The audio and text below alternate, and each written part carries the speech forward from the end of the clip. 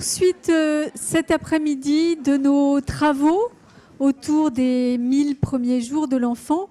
Ce matin, nous avons échangé sur les situations de vulnérabilité des mères et de leurs enfants au regard de différents éléments de contexte, les impacts que peuvent avoir différents facteurs sur le développement de l'enfant et la question de la pauvreté et de la précarité. Est-ce que ces situations provoquent sur la grossesse et les premiers jours de l'enfant?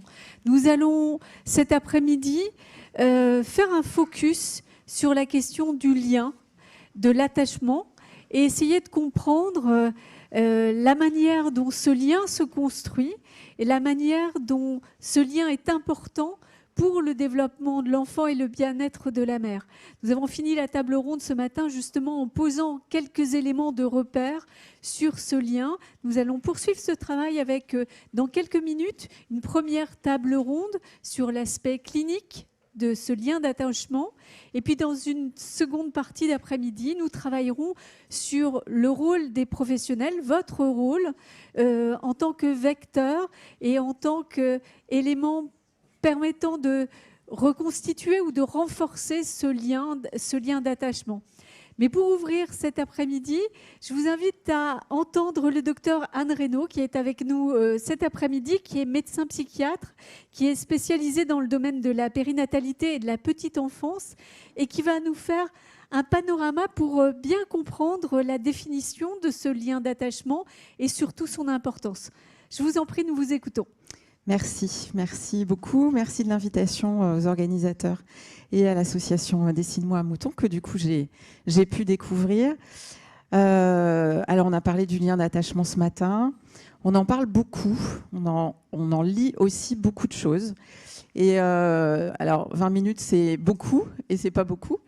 Donc j'ai eu envie finalement de revenir sur des définitions parce qu'aujourd'hui c'est important de pouvoir utiliser ces terminologies de manière très rigoureuse et c'est pas toujours le cas, ce qui crée finalement des difficultés par rapport à des prises de décision, à des lectures qu'on peut avoir de ce qui se passe dans cette période périnatale ou plus largement tout au long de la trajectoire de vie d'un individu. Le lien d'attachement, il renvoie finalement aussi, il va nous permettre de rendre un peu cohérent aussi tout ce qu'on a pu évoquer ce matin entre la vulnérabilité. Le docteur Hatem, elle disait bien que ce n'était pas que la grande précarité, que la période périnatale est une période de vulnérabilité et qu'il suffit de regarder la prévalence des épisodes dépressifs du postpartum ou le dernier rapport d'INSERM avec le suicide des mamans. Ça va nous permettre aussi de faire le lien justement avec les 1000 premiers jours. Pourquoi on a aussi évoqué cette importance de la théorie de l'attachement. Quand vous lisez le rapport des 1000 jours, on parle de théorie de l'attachement, on parle de neurosciences et ça va effectivement rendre cohérent toutes ces interrogations qui nous traversent aujourd'hui. Alors derrière le lien d'attachement, il y a une approche théorique qui a été décrite par John Bowlby et qui vient finalement nous éclairer la construction de ces interactions. On a beaucoup insisté ce matin sur le lien, la dimension affective, on a parlé d'amour, on a parlé de vulnérabilité, on a parlé de à quel moment se construisaient ces liens. Ces définitions, finalement, la théorie de l'attachement nous l'explique. Cette théorie de l'attachement, ce n'est pas juste une mode, parce que j'entends et je suis très régulièrement questionnée, voire attaquée, de parler de cette approche théorique. L'idée, ce n'est pas de venir apporter une théorie qui va remplacer les autres, ce n'est pas non plus une mode qui vient dire que ce qui avait été fait avant n'avait pas de sens, mais c'est vraiment une approche rigoureuse qui vient éclairer de manière pour moi très pertinente et pragmatique ce qui se joue dans les interactions. Et c'est important d'être acteur de cet accompagnement, quelles que soient nos fonctions. On n'a pas forcément besoin d'être psy pour accompagner ces familles.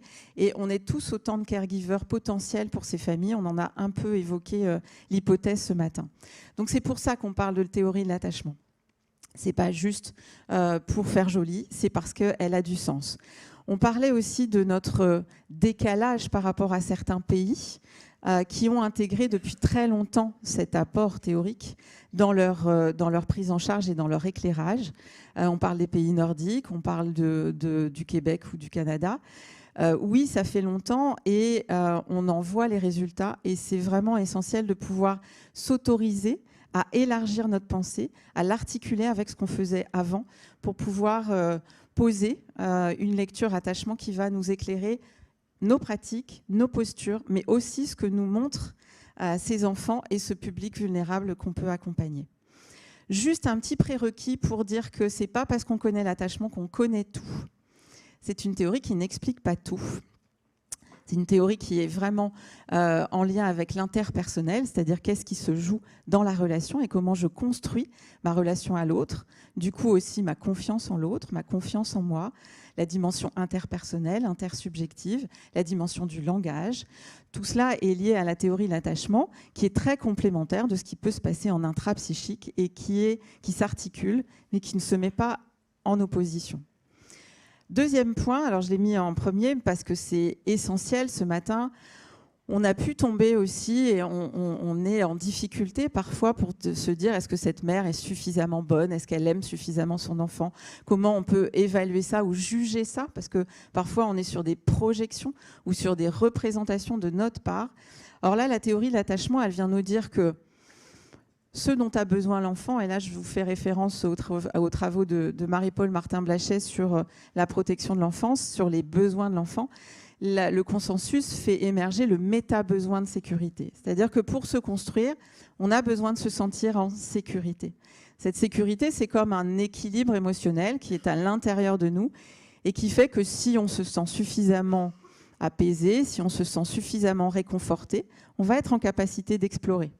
On va juste faire un petit retour en arrière, un certain 16 mars 2020, où on nous a annoncé qu'on allait être confinés et qu'il y avait un virus qui nous attaquait. Et on s'est rendu compte que finalement, on s'est senti menacé et que cette menace nous a déstabilisés, nous a insécurisés. Et on a vu à quel point ça nous a paralysés et comment ça a été difficile pour nous ensuite d'explorer. C'est une mise finalement en situation de ce qui se passe avec l'attachement. Donc l'attachement, quand on utilise avec rigueur cette terminologie, elle vient la distinguer de l'amour. Il m'est arrivé régulièrement en maternité de devoir annoncer que nous allions faire un signalement à une maman.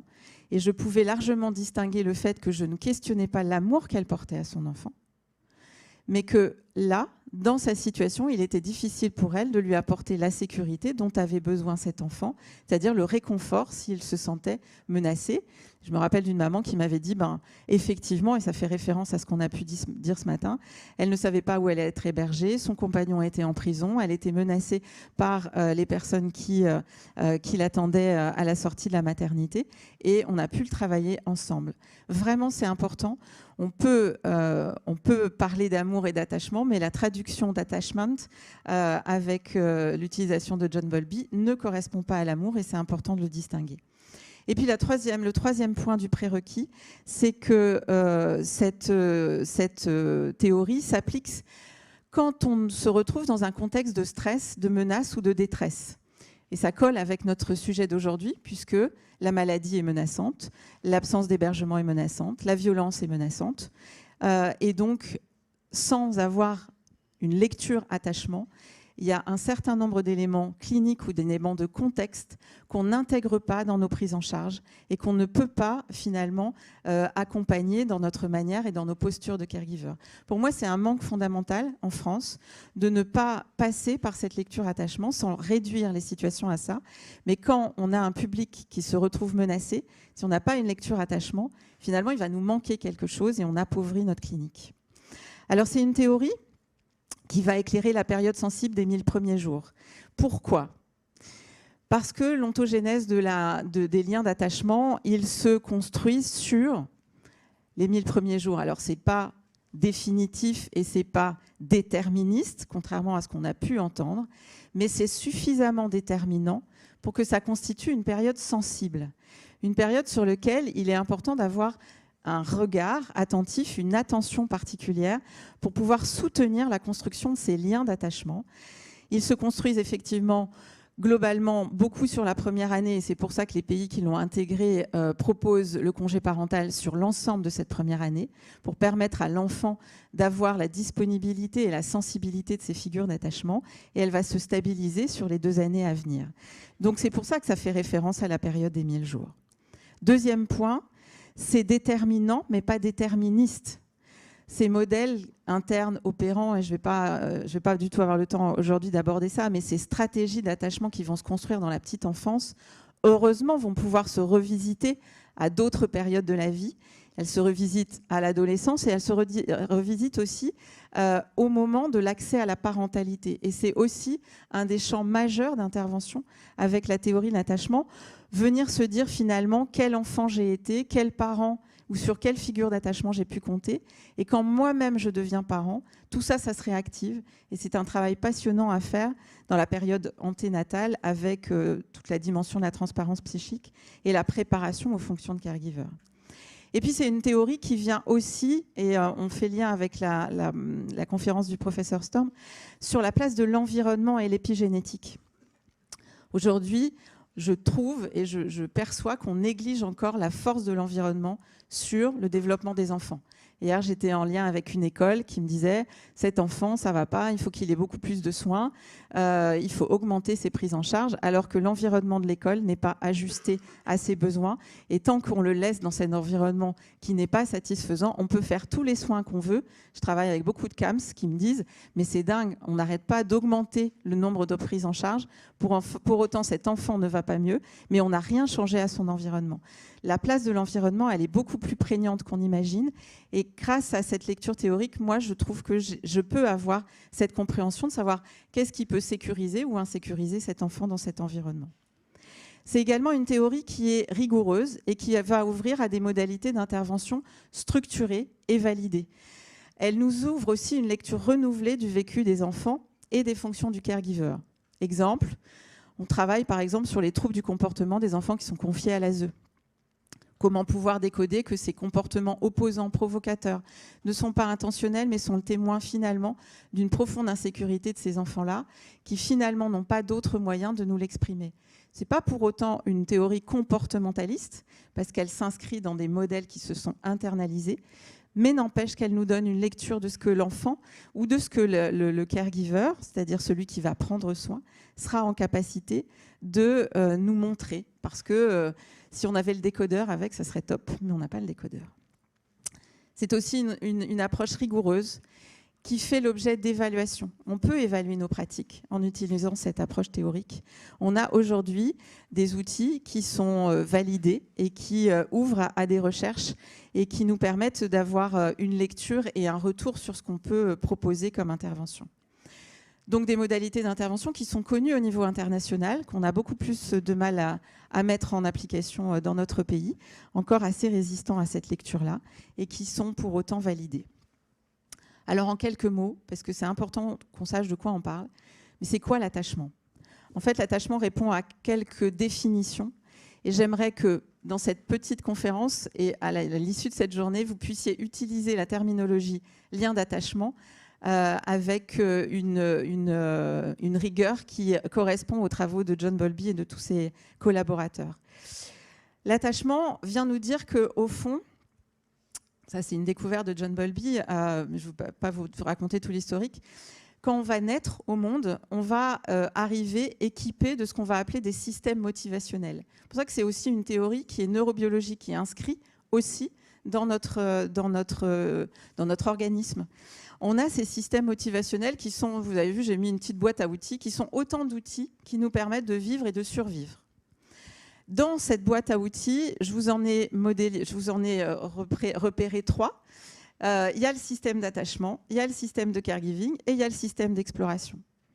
Et en fait, quand on jongle avec ces 3 systèmes, on arrive à mieux décoder ce que les relations nous montrent dans notre quotidien, y compris pour nous. Donc vous voyez, on commence à parler de système d'attachement. C'est quoi le système d'attachement ? En fait, c'est un système d'alerte qui s'active si je me sens menacée ou si je me sens en détresse ou si je perçois un danger. Le danger, il m'appartient. Hein. Si moi j'ai peur des araignées et que mon mari me dit mais n'aie pas peur et que lui il n'a pas peur, moi j'ai peur. Donc c'est ça aussi qui n'est pas toujours facile, c'est que ce qui ne nous fait pas peur, on n'a pas le sentiment que ça puisse faire peur à l'autre. Donc ce système d'attachement s'active en cas de menace. Tout à l'heure, je vous ai ramené à la période du Covid. On a tous été menacés à ce moment-là. Rappelez-vous ce qui s'est passé à 20h. Vous avez checké et mon travail et ma vie au quotidien et comment je vais faire. Nous, à l'Institut, on n'a pas eu d'appel pendant 15 jours, tellement les gens étaient sidérés. Comment nous, on a été sidérés. Voilà, c'était aussi une manière d'illustrer. Juste pour vous dire que ce n'est pas une théorie qui est étrangère à nous. On est aussi, nous, avec nos systèmes d'attachement. On peut aussi être activé, y compris dans nos pratiques professionnelles, et ça fait aussi partie d'un travail passionnant d'accompagnement des pratiques pour savoir comment nous, on a aussi notre posture et à quel moment on se sent menacé. Grâce à ce système d'attachement, donc ce système d'alerte, il s'active si je me sens menacée. Là, moi, je me sens plutôt bien accueillie, donc je ne me sens pas menacée, je n'ai pas activé mon système d'attachement. Mais si je l'avais activé, j'aurais pu trouver des stratégies pour réguler ma peur. Alors, je me serais peut-être concentrée, peut-être que si j'avais très peur, j'aurais appelé ma figure d'attachement en disant « j'ai très peur et ça va aller » et j'aurais régulé. Voilà, ça nous aide à mettre en œuvre des stratégies pour réguler la peur. Et grâce à ce qu'on va vivre et expérimenter sur les premières années de vie, on va construire ce que certains auteurs ont appelé une feuille de route qui va guider nos attentes, nos comportements, nos états émotionnels lors de nouvelles possibilités relationnelles. Pour ça aussi que les liens d'attachement vont nous aider à comprendre pourquoi cette maman, elle va toujours choisir le partenaire qui lui tape dessus, qui boit et qui va être violent avec elle, parce qu'elle imagine probablement que c'est cette personne qui va être source de sécurité, même si ce n'est pas le cas. Ce système d'attachement permet de construire un lien d'attachement. Ce lien d'attachement, et ça c'est une définition majeure que j'aimerais plus pouvoir lire, parce que quand je vois, par exemple, je travaille sur les accouchements sous anonymat, et puis on se dit, ah ben cette maman, peut-être qu'elle va commencer à construire des liens d'attachement dès la maternité. Elle va construire, elle va vivre et expérimenter une relation, mais celui qui doit construire des liens d'attachement, c'est l'enfant. C'est l'enfant qui va construire des liens d'attachement, donc c'est l'être vulnérable, l'individu en détresse, vers la personne qui va lui apporter protection et réconfort. Le lien d'attachement relie de cette manière. Donc, on va pouvoir se dire qu'être attaché à quelqu'un, ça veut dire qu'en cas de détresse, je me tourne vers cette figure d'attachement qui va répondre à mes besoins d'attachement. Ce système d'attachement, il est actif du berceau jusqu'à la tombe. Et on réduit souvent la théorie de l'attachement à la période périnatale, mais les mises en application, elles vont de manière beaucoup plus large sur le couple, sur la psychopathologie de l'adulte, sur la prise en charge en gériatrie, puisque ça se joue de manière constante, ce besoin de compter sur quelqu'un. Les Québécois disent qu'il faut qu'il y ait quelqu'un qui soit assez fou de l'enfant pour le prioriser et penser que son besoin de sécurité l'emporte sur son propre vécu. Donc là, on a parlé du système d'attachement. Je vous en avais mis deux autres en exergue. Je vous avais parlé du système d'exploration. Parce que l'attachement, en soi, OK, il nous permet de réguler la sécurité, mais il est surtout couplé avec le système d'exploration. Alors, je vous ai mis Dora l'exploratrice, et vous rappelle peut-être des souvenirs, et son sac à dos. Donc en fait, le système d'exploration, il est lié à la curiosité. Donc il va participer aussi à la survie. Je ne l'ai pas dit, mais cette lecture est une lecture évolutionniste qui nous permet de survivre. Si on ne perçoit pas la peur et qu'on ne se régule pas par rapport à la peur, on va menacer l'espèce. Donc c'est en lien avec une dimension évolutionniste. Et le système d'exploration est aussi relié à ça. Donc, si j'ai besoin de survivre, j'ai besoin aussi de voir ce qui se passe dans mon environnement. Est-ce que j'ai de quoi manger? Est-ce qu'il fait froid? Est-ce qu'il fait chaud? Est-ce que je dois trouver une grotte? Est-ce que c'est un environnement qui me permet de survivre?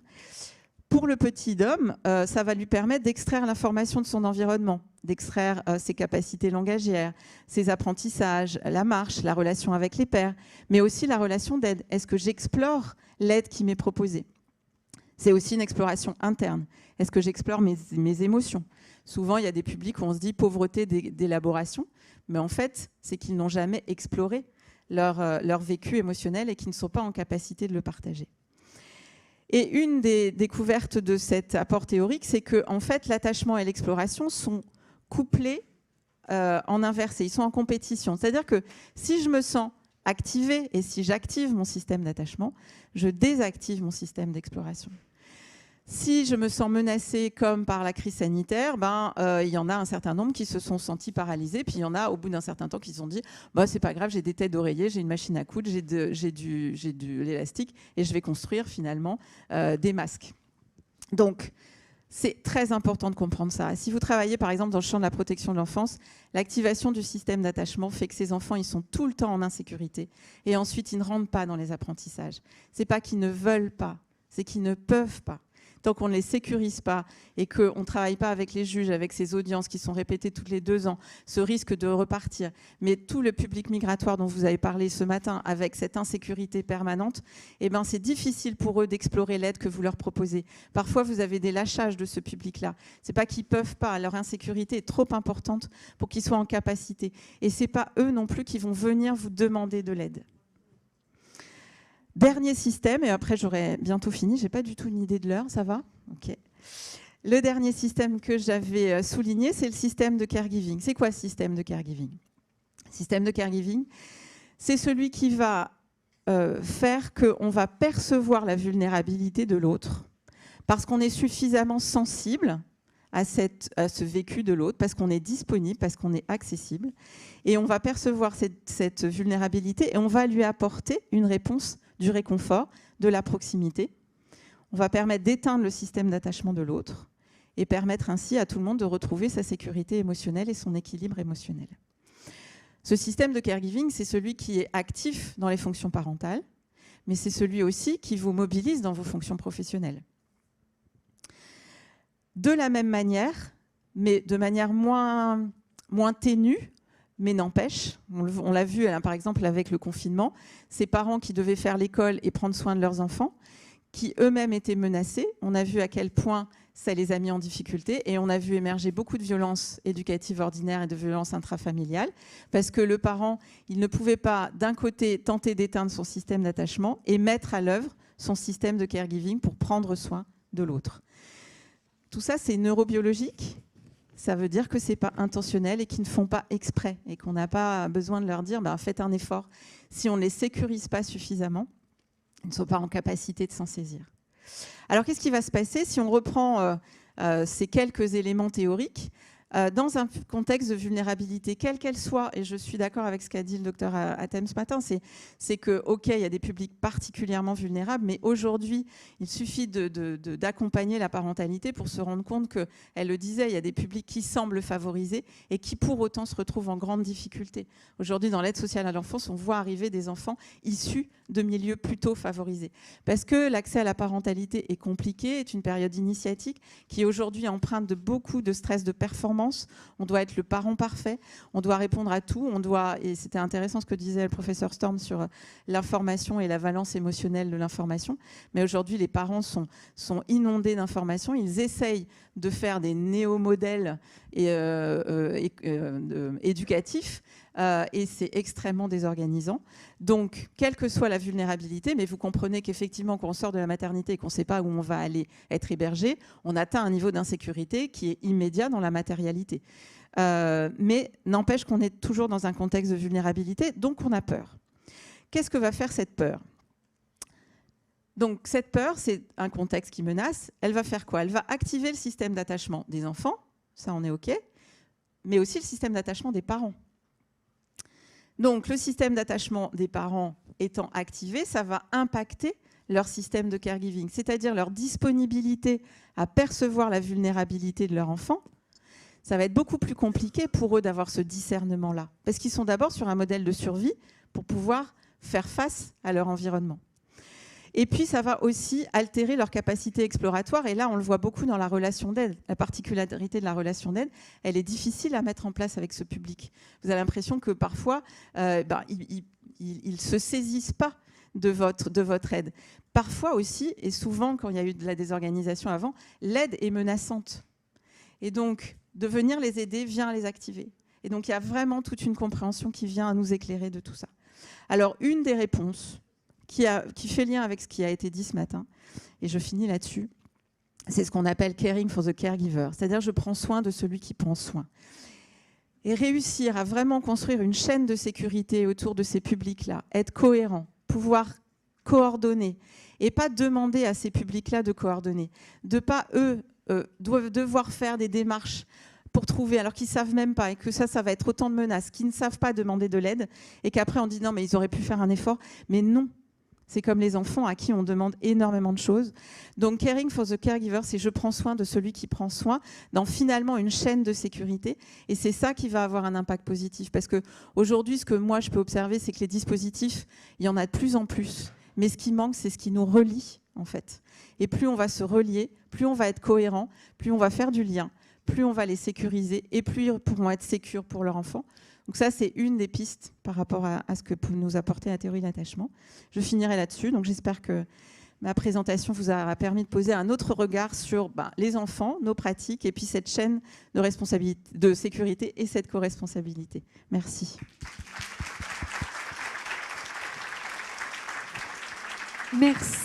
Merci beaucoup, Dr Reynaud. Venez prendre place. Je vous propose de continuer les échanges autour de cette notion de lien d'attachement et je vais inviter Romain Dugravier et Daniel Delanoë à venir nous rejoindre sur scène si vous le voulez bien pour que nous puissions poursuivre nos échanges. Alors, on n'a pas de plan de table, installez-vous comme vous le souhaitez. Nous allons avec vous, donc psychopathologiste, psychiatre, anthropologue également, essayer de comprendre ce que cette notion de lien d'attachement peut signifier dans un contexte particulier qui est celui de la précarité, de la vulnérabilité, qu'elle soit liée à la maladie, aux conditions de pauvreté ou à l'absence d'hébergement aussi. Alors peut-être une première réaction après la présentation du docteur Reynaud. Quel lien faites-vous avec ce concept, cette notion, et la manière dont elle peut éclairer la vulnérabilité de ces mères en précarité? Je vous en prie. Normalement, ça fonctionne tout seul. Oui, c'est bon? Non? Si. Ça va? Oui, merci pour ce bel exposé synthétique qui offre une belle vue d'ensemble sur la théorie de l'attachement, vers laquelle je me dirige de plus en plus au fil de mon expérience clinique, avec l'intégration de l'environnement et cette lecture interactive du lien entre parents-enfants, enfants et parents, qui me paraît rendre compte de beaucoup d'éléments de la clinique, et qui peut guider aussi la prise en soin, hein, l'accompagnement, et avec tout cet accompagnement à réseau pour lequel vous plaidez aussi. Oui, je pense que c'est extrêmement pertinent de développer cette théorie, cette approche qui vient renouveler d'autres modèles qui sont parfois trop centré sur l'intrapsychique, sur le désir de l'enfant. Alors bien sûr, il y a eu des choses sur la dyade mère-enfant, etc. Mais je pense qu'à trop centrer sur le désir et la pulsion, ces modèles sont passés à côté de choses beaucoup plus importantes et plus accessibles que ne présente la théorie de l'attachement. Merci beaucoup.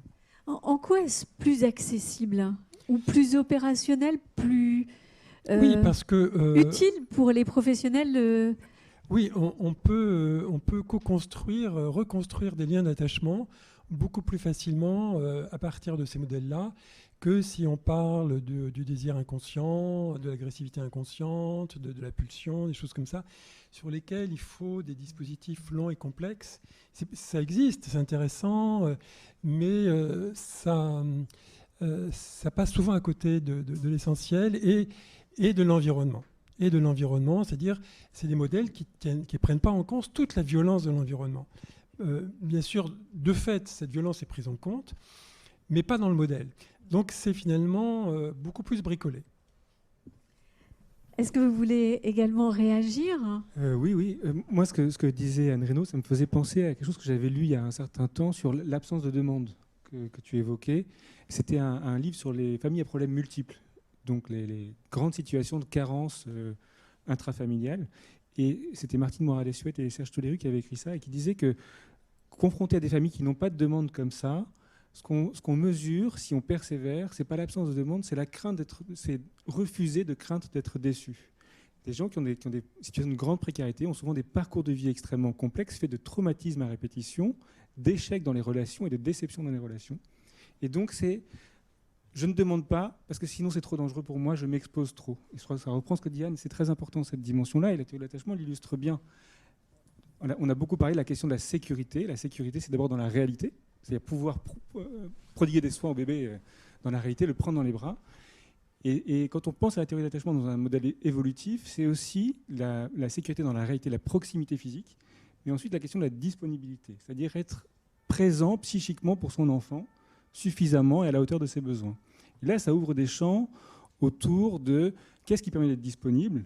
Et c'est donc les questions de sensibilité, de mentalisation, de comment les parents ont une théorie sur leur enfant. Et la théorie de l'attachement nous aide à construire cette dimension-là, sur les théories sur l'enfant, c'est-à-dire de quoi il a besoin, comment je comprends ses manifestations, et comment je comprends qu'il est un être différent de moi, avec des pensées et des désirs qui peuvent être différents des miens, et que j'essaie d'accompagner. Alors, on voit bien effectivement que c'est une approche qui permet d'éclairer pour les professionnels que vous êtes la situation en intégrant l'environnement. Et on le sait que dans le cas de cette grande précarité, c'est quelque chose qu'il faut prendre en compte. On aurait besoin de comprendre en fait quelle est la part du traumatisme de la mère dans la constitution ou on va dire la mise en place de ce lien d'attachement, puisqu'on l'a vu ce matin, les situations traumatiques vécues par la mère peuvent être de nature très différente, mais assez souvent sont présentes. Donc, c'est quoi l'impact de ce traumatisme ? C'est toujours compliqué de répondre de manière unilatérale, mais ce qui est très important dans ce qu'on a dit tout à l'heure, c'est le fait que les premiers liens d'attachement contribuent à modeler une représentation de soi-même et d'autrui. Toutes ces expériences-là, en particulier la première année, mais les premières années de vie, font qu'on acquiert une forme de confiance en soi. Je mérite d'être aidé, je mérite qu'on réponde à mes besoins, je peux avoir confiance en moi, je peux avoir confiance en l'autre. Quand, pour des raisons diverses, ça prend une tournure différente, on peut aussi se construire avec l'idée il faut que je me méfie, il faut que je sois sur la défensive. Faire confiance à l'autre, c'est dangereux. Soyons prudents, soyons sur la défensive. Et ça devient une forme, ça peut être une forme de biais de lecture ensuite dans les relations. C'est ce qu'on décrit chez les enfants qui ont des stratégies de défense comme ça par l'évitement et qui, plus tard, à l'école, sont toujours à penser qu'on leur en veut, quoi, qu'on va venir les chercher pour les provoquer, pour les embêter. Ce qui a des effets sur leur scolarité, des effets sur les relations sociales et amicales aussi. Donc c'est vraiment une question de modelage des représentations de soi-même et d'autrui.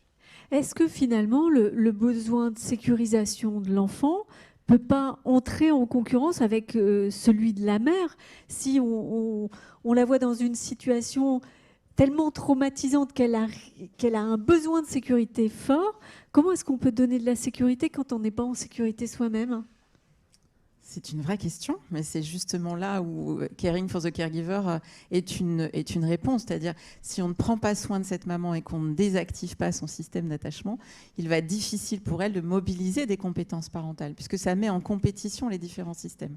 D'où l'importance de ces facteurs parentaux dont on parlait et de venir soutenir la parentalité et de venir réfléchir à quelle menace est présente. On parlait d'hébergement, la maladie active le système d'attachement. Donc on parlait aussi de pathologie chronique ce matin, ça active le système d'attachement. Et il faut quand même citer les recherches Princeps, Sama Freiberg, qui est une psychanalyste au départ, qui n'est pas attachmentiste, ça n'existait pas encore vraiment, mais c'est la même idée.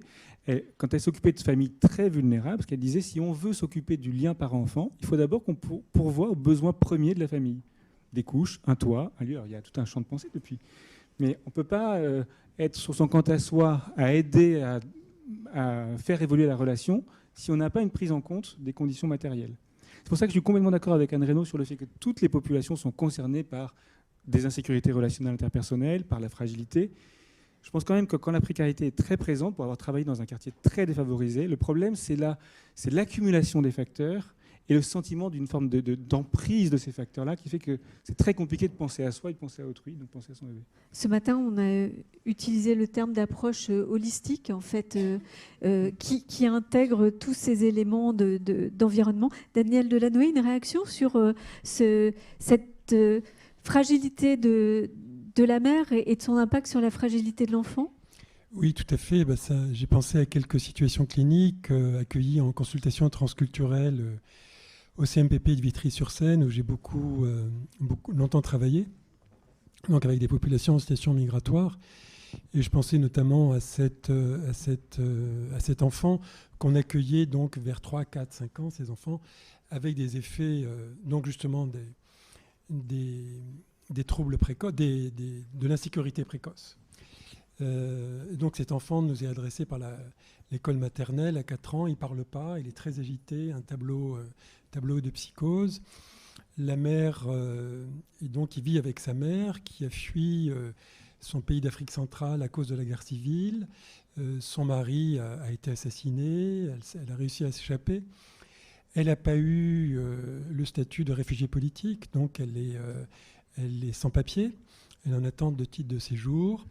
Et elle rencontre un homme avec qui elle a un enfant qui vient d'un pays voisin de son pays d'origine, avec qui ça se passe mal et qui la met dehors quand la grossesse est à 5 mois. Donc elle naît dans des conditions de grande violence cumulées. Et elle est très isolée. Elle est quand même accueillie dans un foyer maternel où elle passe 3 ans, où apparemment on passe aussi à côté de sa grande dépression. Et quand elle arrive là, à Vitry, avec son enfant, on découvre la situation. Et donc l'accompagnement a été pluridisciplinaire. On a cette consultation transculturelle qui est une consultation familiale, mère-enfant. On a reconstruit le récit du parcours migratoire, pré-, per- et post-migratoire, de tous ces traumatismes cumulatifs qui ont permis de les symboliser. Ce récit a permis de dégager un petit peu l'enfant de cette transmission traumatique répétitive, cumulative. Et l'enfant s'est mis à parler petit à petit. Il a gardé un certain retard, mais on a poursuivi cette prise en charge longtemps. Il est allé en IME, ensuite en IM Pro, et récemment, il a pu obtenir un emploi dans un secteur ordinaire, dans la restauration.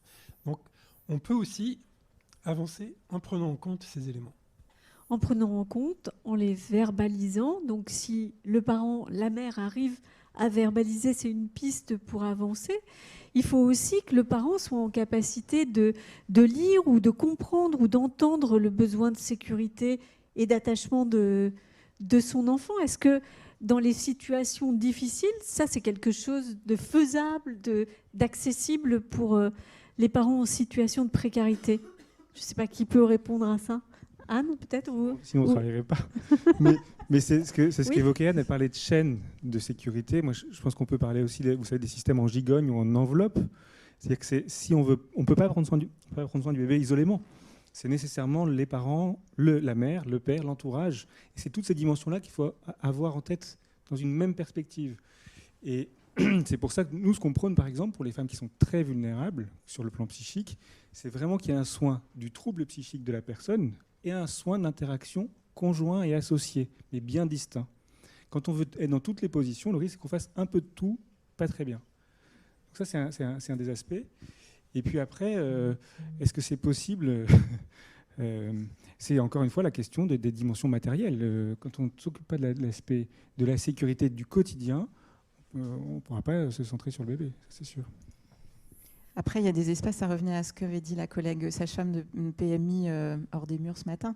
Elle voyait bien que sur certains temps d'accompagnement et de soutien à la parentalité, finalement, ces mamans un peu sécurisées dans cet espace-là, remobiliser leur système de caregiving, étaient en capacité d'être plus sensibles aux besoins de leurs enfants. Mais très vite, si elles repartaient à la rue et qu'elles ne savaient pas, leur système d'attachement se réactive et prend le pas, en fait, sur le reste. Donc... Et puis juste pour illustrer sur la verbalisation, parce que c'est vrai que c'est important la verbalisation, mais c'est peut-être pas suffisant, et parfois pour certains, parler, ça peut être menaçant aussi. Et donc c'est intéressant, comme la théorie de l'attachement est venue apporter d'autres regards, d'autres approches thérapeutiques peuvent être complémentaires.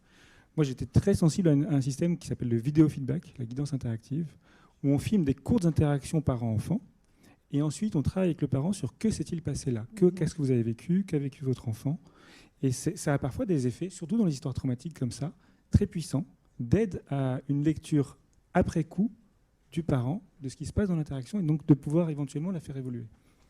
je voulais juste dire quelque chose d'important, c'est que ça nous permet aussi d'arrêter de culpabiliser les mères, d'arrêter de les juger comme étant compétentes ou pas compétentes ou suffisamment bonnes. C'est qu'il y a un moment, elles ne peuvent pas. C'est pas un jugement de valeur. C'est que quand elles sont trop en insécurité, cette fonction de prendre soin, c'est juste pas possible de la mobiliser en plus. Mais c'est pas parce que c'est pas une bonne maman, en fait.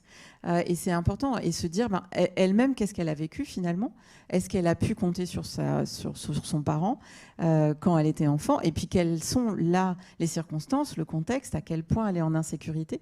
Moi, je trouve que c'est très aidant pour sortir des stigmatisations, des projections, des interprétations.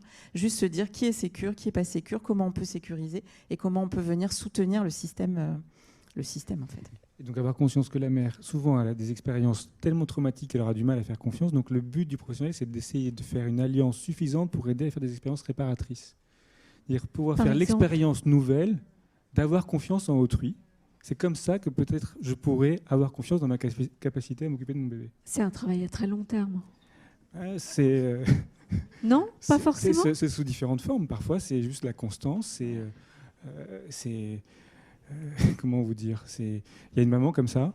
Parfois, simplement, je la rappelle. Entre nos rendez-vous, je la rappelle en disant « j'ai pensé à vous » parce que... Et ça forge quelque chose du lien. Elle dit « je sais que je ne suis pas seule ». Vous ne l'abandonnez pas. Exactement. Alors, c'est un tout petit exemple, mais je ne crois pas que ce n'est pas nécessairement sur la question de quelque chose de très long. C'est la constance. On a parlé de sécurité, de caring for the caregivers. Il y a deux choses qu'on n'a pas employées. Enfin, un concept qu'on n'a pas utilisé, c'est la notion de base de sécurité. Être un appui, une ressource pour le parent qui permet ensuite d'être disponible pour son enfant. C'est vraiment aider à faire cette expérience-là. On n'a pas parlé des pères. On parle des mamans, des mères, du lien d'attachement entre l'enfant et sa maman, mais les pères, elle est où leur place ? Les pères, si on va les chercher, des fois, ils viennent. Hein. Des fois. Mais il faut y penser. Il faut y penser et pas lâcher, c'est vrai. Ils sont très, très sur la défensive et on peut construire une alliance avec eux aussi. C'est vrai que c'est le défaut de notre construction. En fait, on parlait de périnat tout à l'heure en maternité. Quand on s'inquiète pour un bébé, c'est si la mère ne va pas bien. Et à ce moment-là, on va s'interroger sur comment fonctionne le père. Mais c'est très rare aujourd'hui dans une maternité qu'on dise « Oula, le père, il est un peu étrange, on est un peu inquiet pour lui. Il faudrait peut-être évaluer la situation. » Ça n'arrive pas encore. Donc on a la dimension un peu dynamique familiale, on est encore on a un travail à faire. Mais néanmoins, moi j'ai la chance de voir beaucoup de pères et qui ont aujourd'hui une revendication d'avoir une place tout aussi importante auprès de leur enfant, de contribuer à son éducation et de pouvoir construire cette relation d'attachement. Donc moi je parle des parents et pas de la mère. Ça c'est vraiment, vraiment une dimension triadique. Oui, et puis l'intérêt aussi de la théorie d'attachement, c'est de nous expliquer que ce lien d'attachement, il n'est pas que biologique et que prendre soin et répondre aux besoins de sécurité de l'enfant va lui permettre de construire des liens d'attachement. Et c'est ça qui est vital, c'est qu'il puisse compter sur au moins une figure d'attachement. Et parfois, la mère peut être très insécurisée et elle va être sécurisée par le père. Et il est déjà caring for the caregiver. Nous, on voit beaucoup de papas et effectivement, il y a des postures très, très nouvelles aujourd'hui, ou en tout cas plus affirmées. Et on voit à quel point on peut travailler de manière encore plus pertinente parce que l'isolement de la mère vient l'insécuriser et qu'elle peut s'appuyer sur une autre figure d'attachement. Mais ce constat très positif sur l'évolution du rôle de père, est-ce que ça vaut pour les femmes qui sont en insécurité, celles qui sont migrantes, celles qui sont dans la rue, celles qui souffrent d'une maladie chronique, ou est-ce que là on est dans une situation où les pères sont moins présents, peut-être même insécurisants? Oui, mais ça va dépendre des situations. Parfois, c'est le cas. Et c'est ça qu'il faut pouvoir évaluer de manière plus large. Et là, c'est demandé d'ailleurs dans la dernière loi là, sur la protection de l'enfance, comment on évalue plus l'environnement de l'enfant de manière plus large, plus écosystémique en fait. Parfois, effectivement, ce compagnon n'est pas source de sécurité, voire même est source de menace. Mais parfois, il l'est. Mais on ne se pose pas toujours la question. Sur cette menace, sur la violence, est-ce que vous avez un regard à partager avec nous, parce que dans certaines situations, on en a parlé ce matin, c'est de la violence au sens large, et pour la mère et pour l'enfant. La question du viol est aussi assez souvent un élément à prendre en compte. Comment on peut intégrer ces éléments-là dans l'accompagnement, la mise en sécurité de la maman? Je pense que ça peut aider de nommer ces différentes violences, que ce soit la violence masculine, de la domination masculine, le viol, les mauvais traitements, les abandons, qui existent en effet, et qu'il faut être très attentif pour les nommer. Et la violence administrative, vous parliez aussi de la violence matérielle, mais la violence administrative, est-ce qu'on respecte les droits de l'enfant de laisser des enfants sans papier avec des parents dans la clandestinité? C'est une question, je pense que non. Les droits de l'enfant aussi, le fait qu'ils ne soient pas respectés au niveau administratif et étatique, sont une violence. L'ensemble des discriminations aussi, les nommer permet de contrebalancer l'intériorisation de ces violences, qui vient compliquer la relation du parent à soi-même et du parent à l'enfant. Donc ça fait l'alliance avec le parent passe aussi par une alliance qui nomme et qui dénonce ces différentes violences. Romain ? Oui, et puis après, moi, ça me fait penser à une recherche en Suisse que j'évoquais là sur le vidéo feedback qui se centrait sur les mères qui ont des histoires de traumatisme interpersonnel, en particulier pendant la grossesse, qui ont été très malmenées, très violentées par leur conjoint. Et ce qu'elle montrait dans cette recherche, c'est que pour certaines de ces femmes, parfois, ça avait un effet de biais de lecture des manifestations de l'enfant. C'est-à-dire que les manifestations de détresse de l'enfant, les cris, les pleurs, voire des colères, étaient pensées comme « il m'en veut, voire il m'agresse », qui était une sorte de transposition des expériences préalables que vous avez pu avoir. Et donc, c'est comment aider, entre autres par le vidéo feedback, à revisiter ces expériences-là et bien différencier ce qu'on a vécu soi de ce qu'on est en train de vivre dans la relation à son enfant. Lire différemment ce qu'on a pris comme une agression. Exactement. Vous nous donnez un éclairage sur cette question des violences. Il y a une violence particulière qui est la maladie. Est-ce que vous pouvez là aussi nous apporter un éclairage ? La maladie chronique et tout particulièrement le VIH, c'est une violence pour la mère. Est-ce que c'est une violence qui peut réduire ce lien d'attachement aussi ? Qu'est-ce qu'on vit de particulier quand on est maman et qu'on est malade et qu'on a... Peut-être, on en a parlé sur l'attachement, sur l'allaitement ce matin, cette interrogation sur ce qu'on transmet. Alors, la maladie est une menace en soi, donc active le système d'attachement, quelle qu'elle soit. Il y a quelques études dessus, mais ce n'est pas forcément la typologie de la maladie, c'est la maladie en soi qui active le système d'attachement et donc vient diminuer les capacités de prendre soin et la disponibilité et la sensibilité. On est déjà tellement centré sur ce qu'on peut percevoir que finalement ça vient mettre à mal cette fonction de caregiver. Donc, et puis ensuite il y a les soins qu'on va recevoir qui sont aussi autant de menaces qui viennent mettre en difficulté la posture parentale. La culpabilité dans ce tableau, elle est où ? Oui, si je voulais rajouter sur l'allaitement, parce que ce matin, on a dit des choses sur l'allaitement. Effectivement, il y a beaucoup d'études ou de préconisations que l'allaitement facilite la construction des liens d'attachement pour l'enfant. À la condition que l'allaitement se passe bien. Parce que si l'allaitement est compliqué et vécu comme menaçant par la mère parce qu'elle a mal, parce qu'à chaque fois qu'elle met l'enfant au sein, c'est douloureux, parce qu'elle se culpabilise, finalement, cette proximité ne va pas être vécue avec la même disponibilité et peut être menaçante pour le parent. Et que ce qui compte pour l'enfant, c'est d'obtenir cette proximité physique dont Romain parlait. Mais bien sûr que l'allaitement favorise, mais il faut savoir comment se passe l'allaitement. C'est important de le dire, parce que souvent on dit allaitement égale un lien d'attachement plus sécure. Ben, pas forcément, ça va dépendre de comment il se met en place et comment il se vit. Ça doit être vécu dans de bonnes conditions. Sur cette question de la maladie. Oui, je rejoins ce que disait Anne sur la question en soi, c'est une menace. Et puis, je rajouterais la question de l'impuissance. Et vous parliez de dépression postnatale, qui sont bien connues. Ça illustre très bien ce que peut faire vivre à un bébé le sentiment d'impuissance du parent.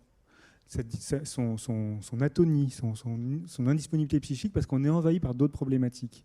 Et vous savez, c'est très travaillé ça. Et on montre que dès 2-3 mois, chez un petit bébé, face à une mère qui est peu réactive parce que déprimée, parce qu'envahie par d'autres problématiques, le bébé a des manifestations de détresse très nettes qui s'expriment d'abord par la tentative de réanimer sa mère, et puis au bout d'un moment, une forme de découragement et de retrait de la relation.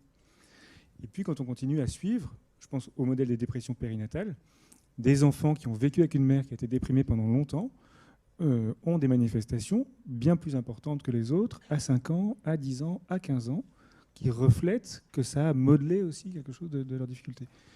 Après, les maladies chroniques, on en voit tous dans notre clinique, et c'est vrai que c'est un mélange entre la peur de mourir pour soi, qu'est-ce qu'on va rencontrer son enfant, est-ce que je peux prendre soin de lui alors que j'arrive à peine à prendre soin de moi. Bien sûr, ce sont des questions cruciales. Très importantes, effectivement, très présentes.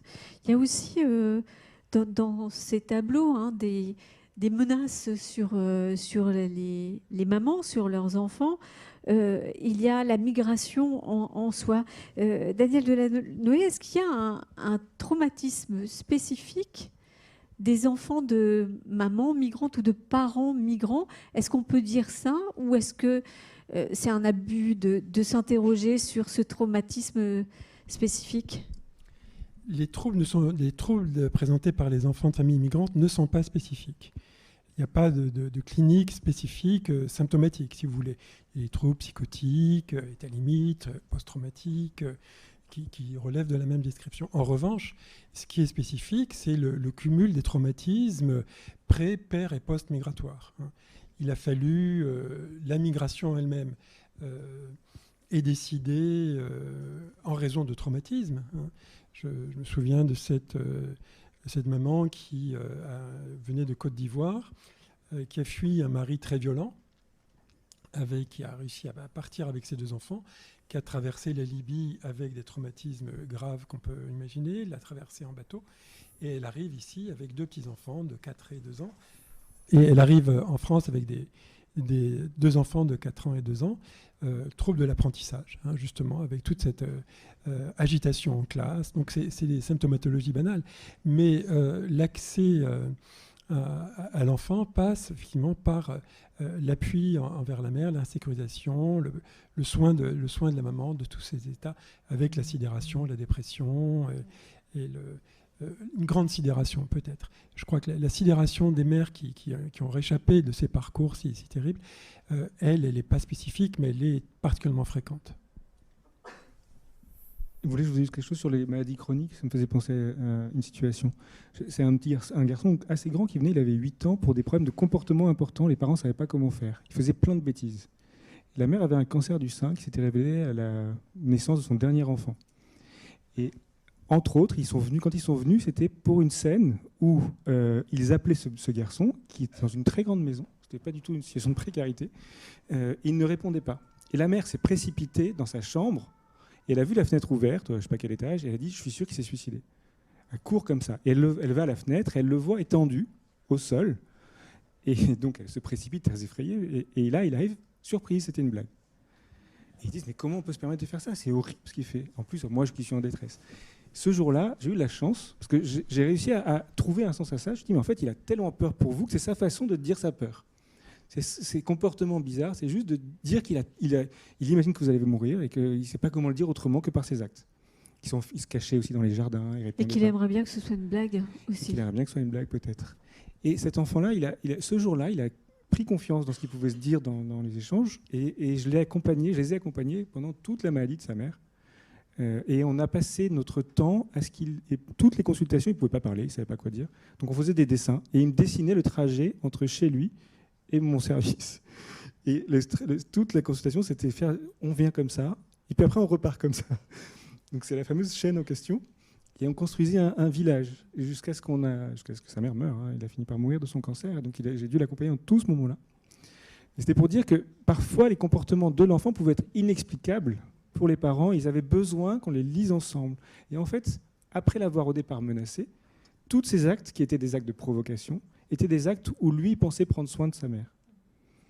Il s'est disputé avec, je sais pas, la babysitter parce qu'il voulait mettre le petit déjeuner et qu'elle ne voulait pas, et que ce n'était pas à lui de le faire, et ça a fini en clash. Mais en fait, c'était « maman, elle sera fatiguée, je vais prendre soin d'elle ». Donc pouvoir être attentif aux manifestations de l'enfant et essayer de le comprendre dans une perspective de ce qui se joue dans la relation. Ce que vous nous racontez m'évoque le terme utilisé tout à l'heure de verbalisation et me ramène à cette question du VIH. Comment on fait pour partager, verbaliser, dire, dialoguer avec la maladie de son parent quand on est obligé de cacher la maladie ? Quand dans l'entourage à l'hôtel, on l'entendait dans le témoignage audio ce matin, on ne peut pas dire, on ne peut pas raconter, on ne peut pas dire aux proches ou à ceux qui nous accueillent.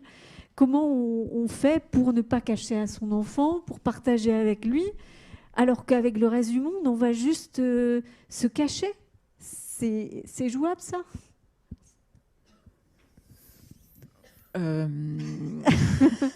Joker. Vous n'avez pas, il y a une ça m'est venu comme ça, je suis désolée. Mais l'enfant a des besoins différents selon les moments. Oui, c'est ça. Et on ne raconte pas les choses de la même façon à 1 an, qu'à 3 ans, qu'à 5 ans et qu'à 10 ans. Ouais. Que ce soit un enfant de 3 ans, il n'a pas besoin de savoir que le VIH s'attrape par les relations sexuelles et par les transfusions et qu'on peut en mourir. S'il a besoin de savoir, c'est que sa mère elle a besoin de médicaments. Si elle ne prend pas ses médicaments, elle est en danger, qu'elle peut être très fatiguée. Donc c'est des choses comme ça. Et ça dépasse la question du secret autour du trouble. Et puis ça évolue au fur et à mesure. Après, c'est compliqué, comme dans l'expérience de ce matin, où il y a un secret qui est totalement gardé, alors que l'enfant perçoit une insécurité et que là, l'enfant va tenter de compenser, entre guillemets, et d'activer son propre système de caregiving pour prendre soin sans savoir ce qui se passe. Et ça, c'est vrai que pour l'enfant, cette perte de cohérence entre ce que peut dire le parent « je vais bien » et qui perçoit qu'il ne va pas bien, c'est très difficile à gérer. Il a plutôt besoin de savoir, sans avoir les détails, « maman, elle est un peu fatiguée, elle a été voir son docteur, c'est OK ». Il n'y a pas besoin d'en savoir plus, mais l'incohérence est source d'insécurité pour l'enfant, en fait. En fait, prendre soin de l'enfant, c'est lui assurer qu'on prend soin de soi aussi. Et donc, ce n'est pas à lui de prendre soin de nous, même s'il peut s'en préoccuper, mais que c'est ailleurs qu'on va trouver les ressources pour être aidé. Merci beaucoup. J'entendais mon téléphone vibrer. Je pense qu'il y a beaucoup de questions qui sont arrivées et qui s'adressent à vous. Je vous propose, si vous en êtes d'accord, de répondre à ces questions. Je vais tout d'abord me tourner vers vous dans la salle et peut-être que quelqu'un souhaite prendre la parole de vive voix. Faites-moi signe. Ah, merci. Je vous propose de prendre celui-ci et je vais monter jusqu'à vous, monsieur.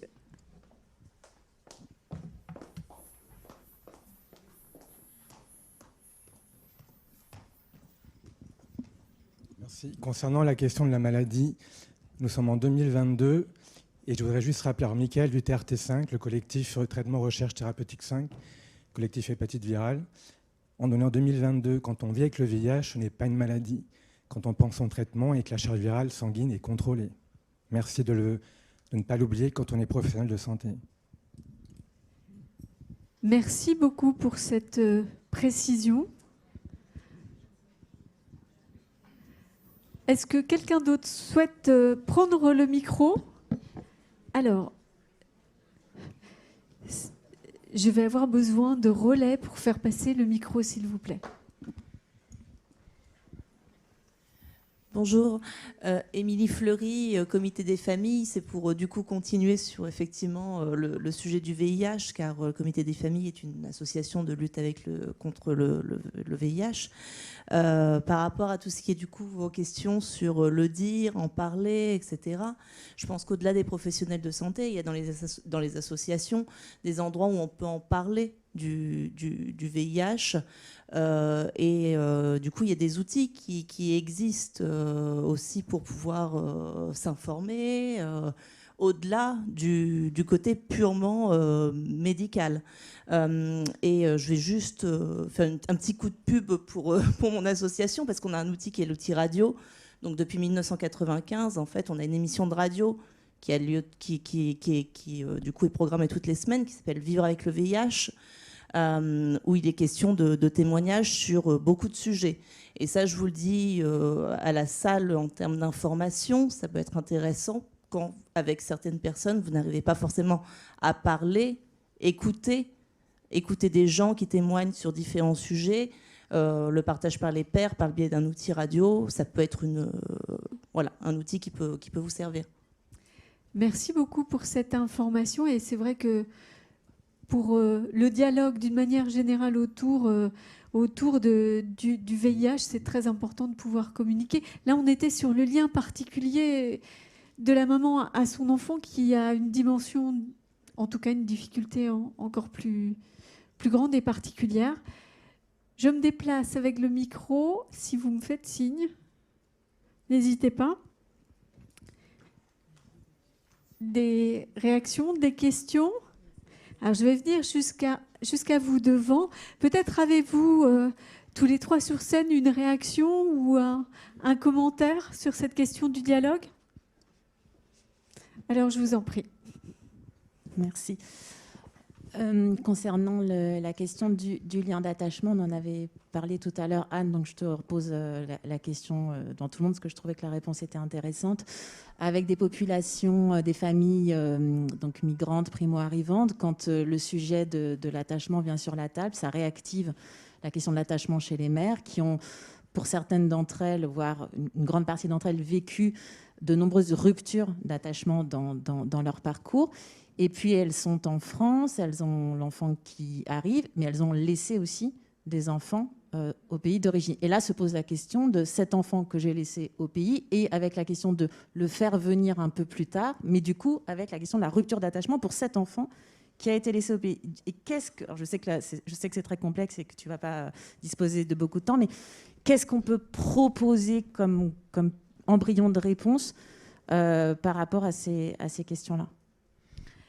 D'abord, ça va dépendre de l'âge de l'enfant, à quel moment cette transition va se faire. Il faut déjà pouvoir déculpabiliser la mère et savoir s'il a pu compter sur une figure d'attachement là où il était confié. Ensuite, c'est sûr que si cette rupture, elle arrive à un moment où il est en train de stabiliser ses liens d'attachement, ça va être plus difficile. Ensuite, c'est comment on travaille le tuilage.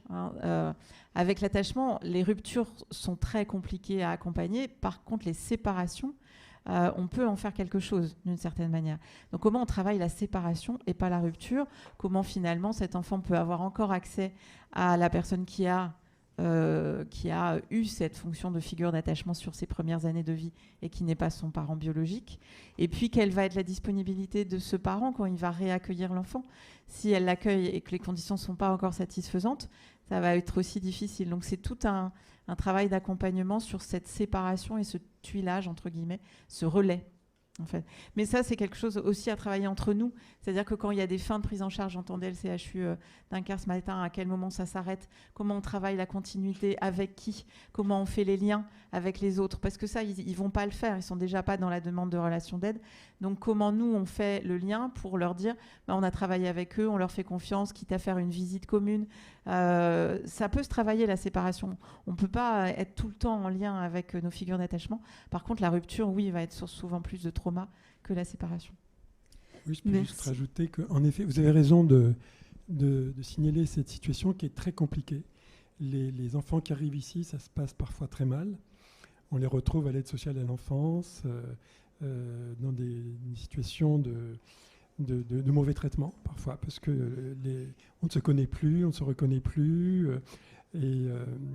Donc, ça peut être très compliqué. Ou alors aussi, c'est la course contre la montre. C'est-à-dire que la mère est ici avec ses 2 enfants et son mari. Les 2 grands sont restés au pays. Et il faut avoir le titre de séjour. Et après le titre de séjour, avoir 1 an avec un bail à son nom pour pouvoir faire la demande de regroupement familial. Et pendant ce temps, le temps passe. Et les enfants qui sont au pays vont avoir 16 ans, 17 ans, 18 ans. Et après, ce sera trop tard. Donc je pense qu'il y a aussi, de toute façon, un accompagnement très vigilant à faire avec ces parents qui accueillent des enfants qui viennent les revoir bien après. C'est très compliqué. Merci. Une question pour vous, sans doute, Daniel Delanoë. Le lien d'attachement est-il identique dans tous les pays? Est-il différent selon la culture? Alors, oui, je n'avais pas pensé à cette question. Disons, non, ça me fait penser aux discussions sur le complexe d'Oedipe est-il universel dans les années 60, 70. C'est une question qu'on pose plus tellement aujourd'hui. Probablement oui. Alors je pense aux travaux de Doris Bonnet, qui est une anthropologue de l'enfance, et qui a fait un très beau livre collectif qui s'appelle Rituel de l'enfance, où on voit comment on materne dans différentes cultures. Donc la façon de créer le lien est modelée par la culture, mais le lien lui-même, il est universel. Hein. Mais il y a plusieurs façons, chaque culture le fait à sa manière. Hein. Je crois qu'il y a ça. Alors d'ailleurs, ce livre de Doris Bonnet, il y a une nouvelle édition, et on peut flasher un code qui permet d'accéder aux vidéos en ligne. Donc je vous le recommande, et c'est très très très intéressant. Toujours sur cette question de la culture, une contribution avec une question qui est attachée. Dans certaines cultures, les liens d'attachement et l'éducation de l'enfant ne se font pas uniquement sur les parents. C'est une éducation globale et communautaire. Il y a donc une baisse de la pression parentale et performative. Cependant, dans ces schémas, y a-t-il une complexification dans l'identification d'une figure d'attachement pour l'enfant ? Alors, que pouvez-vous nous en dire ? Un lien d'attachement unique avec la maman ou le papa, ou un lien d'attachement plus large ? Ce qui manque beaucoup aux mamans en situation migratoire, c'est justement le groupe. Il n'y a pas la mère, il n'y a pas les sœurs, il n'y a pas les tantes, il n'y a pas l'environnement groupal qu'il y a au pays en général, qui permet justement de ce portage maternel qui permet de porter l'enfant. Du point de vue de l'enfant, l'identification des parents est très très précise, et ils savent très bien qui est leur parent, qui est leur tante ou leur oncle. Mais ça fait des figures du support multiples, et on peut aller chez l'un quand ça se passe trop mal avec l'autre. C'est une richesse, hein. Tout à fait. Je voudrais juste dire quand même que les liens d'attachement peuvent être compliqués dans des sociétés, mais c'est en général plutôt après les 1000 jours, où il y a une grande violence éducative, où les normes éducatives sont beaucoup plus violentes que dans d'autres, où c'est normal de frapper, de punir, de priver. Et là, il peut y avoir aussi des différences de la façon de créer c'est pas le lien d'attachement qui est créé, mais d'éduquer l'enfant. Oui, juste insister sur notre souvent tendance à mettre en compétition les figures d'attachement. L'enfant, il a au moins besoin d'une figure d'attachement, idéalement 2 à 3. Nous, on le met en compétition parce qu'on a l'impression qu'il aime plus un parent à tel moment. Il a besoin de ces figures d'attachement, il sait les hiérarchiser, il sait face à tel stress auprès de qui il peut trouver du réconfort. Donc l'idée, c'est qu'il en ait au moins 2, 3, mais s'il a une tribu entière et qu'il ne sait pas sur qui il peut compter à ce moment-là, ou qu'il arrive à l'école et à l'enseignante, que tout le monde parle, et qu'il ne sait pas sur qui il peut compter, ça peut l'insécuriser. Donc l'idée, c'est de trouver un juste équilibre, mais pas mettre en compétition ces différentes figures d'attachement, en fait. Un point d'attention et une contribution, toujours sur ces figures d'attachement. Y a-t-il besoin d'avoir un père pour aimer un enfant ? Pour le développement d'un enfant, l'attention et l'amour de 2 personnes est importante. N'oublions pas les couples homoparentaux en situation de précarité, dû au regard réprobateur de la société. C'est tout type de figure. Oui, c'est pas lié à la biologie, c'est pas lié au genre. Moi, je travaille dans l'adoption avec tous les couples homoparentaux et je les reçois en expertise. Ce qui compte, c'est que l'enfant puisse savoir que quelqu'un est en capacité de lui apporter du réconfort quand il se sent menacé. Donc, cette question-là déstigmatise par une lecture attachement informé. Et c'est toujours mieux en le disant. Une question qui s'adresse à vous 3 sur la manière dont on perçoit... dont les professionnels, et peut-être le grand public, perçoit cette notion d'attachement. Selon les professionnels ici présents, c'est-à-dire vous, qu'est-ce qui fait que la France semble réticente à se saisir davantage de cette notion d'attachement que les pays du Nord ou le Canada, par exemple ? Et c'est signé Déborah. Pourquoi en France, on n'aime pas ? J'ai posé une question. Mais ça a été évoqué par mon voisin, c'est qu'on avait une culture qui était essentiellement psychanalytique, qui a apporté beaucoup, mais qui pendant un temps a probablement fait obstacle à l'ouverture sur d'autres approches. Et que toute la question, c'est comment ces approches se complètent. Voilà. Et que je pense qu'il y a pour une béotienne, c'est totalement similaire. Non, mais ce que je veux dire, c'est qu'il y a des pays où peut-être que la culture psychanalytique était moins importante, ils sont allés chercher d'autres ressources. D'accord. Et que nous, on était très ancrés dans cette démarche-là, parce que ça a évolué d'ailleurs avec une crise très, très, très importante au sein de nos disciplines. Mais la psychanalyse était le mode de pensée exclusif jusqu'au début des années 80, début des années 90. Et à l'époque, ces théories-là ne pouvaient pas vraiment émerger. Aujourd'hui, ça bouge un peu. Oui, ça fait déjà un moment. 90, c'est il y a longtemps. Ça fait un petit moment. On a besoin encore d'un peu de travailler pour trouver un équilibre entre ces différentes approches. Un petit peu de place à d'autres approches, Daniel Delanoë? Oui, je dirais que c'est sans doute aussi un trait culturel de la société française, un trait peut-être un trait culturel qui fait peu de place à la bienveillance, où il y a une dimension autoritaire dans notre pays, qui est d'ailleurs assez en retard sur les droits de l'enfant. Hein. L'interdiction de la violence éducative date de 2019, alors que la Suède, c'était en 1979. Donc la France est très en retard. L'interdiction 2019 ? Oui. Oui, là, il a fallu attendre 2019 pour qu'il y ait une loi, voilà, vous l'ignorez, qui dise que l'autorité parentale doit s'exercer sans violence physique ni psychologique. Et c'est une loi édulcorée, parce que le projet de loi était beaucoup plus ambitieux. Et ça faisait 2009 qu'il y avait des projets de loi ou des amendements qui étaient refusés. Donc il y a dans la culture française quelque chose de très autoritaire qui s'accommode bien d'une certaine psychanalyse qui proclame le nom du père, enfin, quelque chose d'assez autoritaire et qui est remise en question d'ailleurs par des psychanalystes des minorités sexuelles comme Laurie Lofer, par exemple, qui parle d'une psychanalyse émancipée. Il y a des nouvelles critiques comme ça de positions qui ne remettaient pas vraiment en cause les dominations, et entre autres la domination adulte. Merci pour ces éléments. Je surveille l'heure du coin de l'œil. Je vous propose, pour qu'il n'y ait pas de frustration, une dernière question orale, si vous le souhaitez. On a des demandes de précision sur le livre dont vous nous avez parlé tout à l'heure, Romain. Est-ce que vous pouvez nous redonner les références ? Psychothérapie mère nourrisson dans les familles à problèmes multiples. Collection Le Fil Rouge, Martine Morales-Suette et Serge Toléru. Vous êtes allé un tout petit peu trop vite. Ouais, je le connais un peu trop par cœur. Je crois que personne n'a eu le temps de prendre de notes. Ou si quelqu'un a pris des notes ? Alors, si vous voulez nous le redonner. Mais je crois qu'il y a surtout son livre à lui aussi qui était très intéressant. Alors, on va donner toutes les deux références et doucement, s'il vous plaît. Moi, c'est un vieux livre qui s'appelle Psychothérapie mère nourrisson dans les familles à problèmes multiples, qui est le compte-rendu d'une recherche aux interventions à domicile dans les familles en très grande vulnérabilité. La partie intéressante, c'est l'introduction, qui est co-signée par Serge Toléru et Martine Morales-Suette, où ils interrogent les deux auteurs. Serge Toléru et Martine Morales-Suette, qui interrogent leur positionnement avec ces familles qui n'ont apparemment pas de demande. Donc ça. Morales-Suette. Morales et Huette, H-U-E-T. D'accord.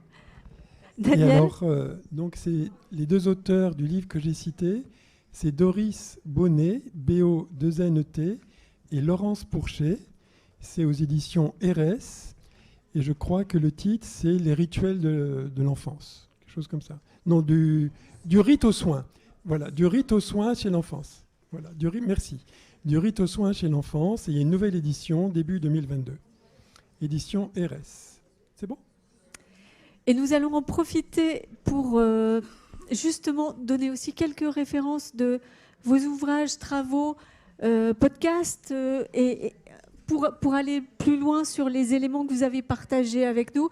Anne, comment on fait pour vous voir, vous entendre, vous écouter, vous lire ? Est-ce qu'il y a un moyen ? Me lire, oui, j'ai écrit 2 ouvrages d'accessibilité extrêmement facile par rapport à cette compréhension des liens d'attachement qui sont souvent utilisés avec les parents, qui s'appelle La sécurité émotionnelle pour le premier, puis Enfant sécurisé, enfant heureux pour le deuxième, qui reprend des situations cliniques du quotidien. Je ne suis pas dans la précarité, mais du quotidien de l'enfant avec ses troubles du sommeil, troubles de l'alimentation, agitation, voilà, pour éclairer un petit peu cette lecture attachement qui enrichit vraiment nos pratiques et nos regards. Merci beaucoup. Même question, Romain ? J'y avais pas pensé honnêtement, mais on a contribué à une recueil d'ouvrages ensemble, mais qui est co-signé surtout par Nicole et Antoine Guédenet, qui sont ceux qui ont permis l'émergence de la théorie de l'attachement en France. Donc ça s'appelle l'attachement, théorie et clinique. Il y a deux volumes chez Masson qui sont vraiment, c'est plus pour des professionnels avec l'envie de se plonger dans quelque chose d'assez dense, mais pareil par thématique. Et puis chez RS aussi, on avait un fascicule, pas fascicule, un petit livre sur l'attachement de l'autonomie à l'indépendance, de la dépendance à l'autonomie, pardon, n'importe quoi, de la dépendance à l'autonomie, et qui aborde différents thèmes comme séparation, divorce, voilà. Daniel, même question. Oui, alors j'ai fait un livre, c'est 2017 déjà, qui s'appelle Les châtiments corporels de l'enfant, chez RS. Et puis, pour m'entendre, Les chemins de la philosophie à France Culture, c'était au mois de juin 2021, sur la fessée. Merci beaucoup. Docteur Reynaud, je vous propose peut-être de conclure cet échange juste avant la pause. On a clarifié beaucoup de notions, de choses importantes. Est-ce qu'en conclusion, vous voulez nous dire ce que vous retenez de cet échange et peut-être nous permettre d'avancer vers une piste pour les professionnels qui sont dans la salle? Comment s'emparer de cette approche pour travailler, pour avancer? Je vais peut-être reprendre ce que j'avais mis en conclusion. Je pense qu'on a une responsabilité individuelle et partagée à venir soutenir ces familles, à avoir des postures éclairées. Et je pense qu'on a un intérêt à élargir un petit peu notre lecture et à intégrer la compréhension des liens d'attachement, parce que vraiment, dans la réalité des prises en charge, de la manière de pouvoir accueillir ces familles, décoder ce qu'elles nous montrent et pouvoir vraiment être un soutien sur lequel elles vont pouvoir expérimenter de nouvelles modalités relationnelles. Je pense qu'on a réellement un intérêt à le faire, et pas dans une lecture dogmatique, mais vraiment intégrative et enrichissante. Voilà ce que j'ai plutôt retenu. Merci beaucoup. Merci à tous les trois pour cette table ronde très riche.